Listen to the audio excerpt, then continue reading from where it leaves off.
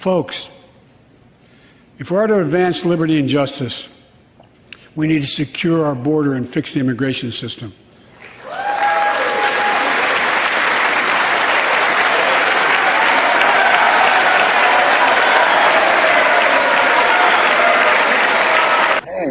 So you guys are shuttle service now, huh? Really? There's no one patrolling the border. What's that? There's no one patrolling the border. We just show up and just start grabbing people with backpacks. Really? How many like this a day? Over 1,000. Over 1,000 per day. Let's get it done once and for all.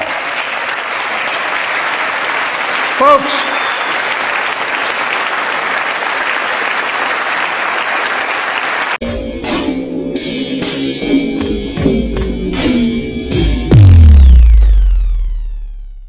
According to an internal document obtained by NBC News, border agents here in the Rio Grande Valley were authorized Saturday to begin releasing adult migrants and families from custody before they'd been given dates to appear in court.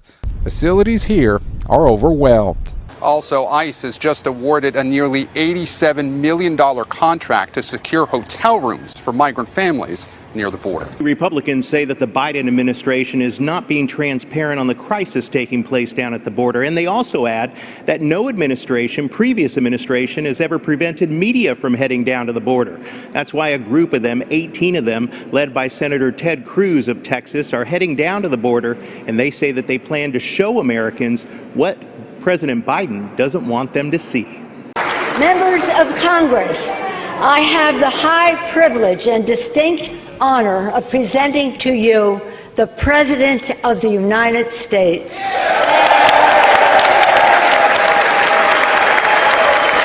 I'm going to say something outrageous.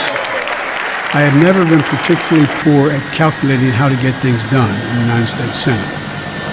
So the best way to get something done, if it holds near and dear to you that you like to be able to, anyway,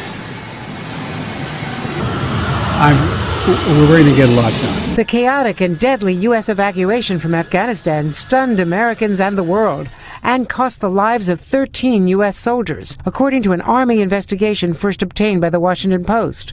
One national security official saying an evacuation would signal we have failed. President Biden tonight defiant and without regret. I stand squarely behind my decision. After 20 years, I've learned the hard way that there was never a good time to withdraw U.S. forces. So you don't think this could have been handled, this actually could have been handled better in any way? No mistakes? No, I don't think it could have been handled in a way that we're going to go back in hindsight and look, but the idea that somehow there's a way to have gotten out without chaos ensuing, I don't know how that happens. The fundamental problem is that we decided to leave Afghanistan precipitously without a plan to get people out. The likelihood there's going to be the Taliban overrunning everything and owning the whole country is highly unlikely. Nearly 2 weeks into the war, the Ukrainian president is rallying his people in the face of increasingly dire threats. Russia is pounding cities across Ukraine as its forces slowly occupy ever more territory. To those rising costs from gasoline to groceries to rent, prices, they're just soaring. Inflation is rising at its fastest rate in 40 years. And all across the country, inflation is continuing to impact everyone's wallets. A recent study from Moody's Analytics found that Americans are paying an additional $276 per month. We are stronger today. We are stronger today than we were a year ago. Across America, families are spending $276 more per month on average because of inflation. The president will direct agencies across the government to study cryptocurrencies as well as a central bank digital currency and come up with a wide-ranging government strategy to regulate digital assets. A 71-year-old man is accused of inappropriately touching a 12-year-old girl at the Walmart in West Mifflin Sunday afternoon. So between $250 and $300 extra per month. That is the amount that the average U.S. household is spending differently. This is according to Moody's Analytics. So inflation above 5% for the past 8 months. That's why we feel it. The latest reading came in at the 4-decade high of 7.5%. Gasoline prices are also up, hitting $4 a gallon for the first time in over a decade, up 40 cents from just 1 week ago. The price of gas on average at $4.06. But in some places in California, it's between $6 and $7 a gallon right now.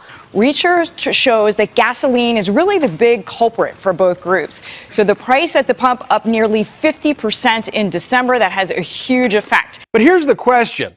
Republicans blaming Biden for gas prices and inflation are real concerns. They eat into real wages, creating the feeling that the economy is in trouble, even when most indicators point to a robust recovery. But is it true that Biden's policies are to blame? U.S. President-elect Joe Biden may end the Keystone XL Pipeline project as one of his first acts in office. A source familiar with his thinking told Reuters it could happen as early as day one. In his 2020 run for president, Biden vowed to scrap its permit once elected. The Canadian Broadcasting Corporation reported on Saturday the words "rescind Keystone XL pipeline permit" appeared on the list of Biden's executive actions likely scheduled for his first day. Look, I just want to talk about Nord Stream for a second. He says we're going to let Putin have his Nord Stream 2 pipeline, but if he weaponizes it, then we're going to sanction him. Okay? I go, huh? Well, you and I, Larry, we went to the G7 and the G20 meetings where President Trump fought with Germany to get them not to get their natural gas from Russia because he understood that it gave Russia enormous leverage over Germany and then by extension Europe. This is pretty simple from a national security standpoint, from a foreign policy standpoint. And now you have a new administration that apparently just wants to be loved in the salons of Europe. That as long as they're popular, as long as everybody is hugging and handshaking, then all's right in the world. It's one of the greatest unforced foreign policy errors we've seen in a very long time. And I will also note that it rings especially hollow, given that we've lived through how many years of slanderous and defamatory accusations against President Trump regarding Russia.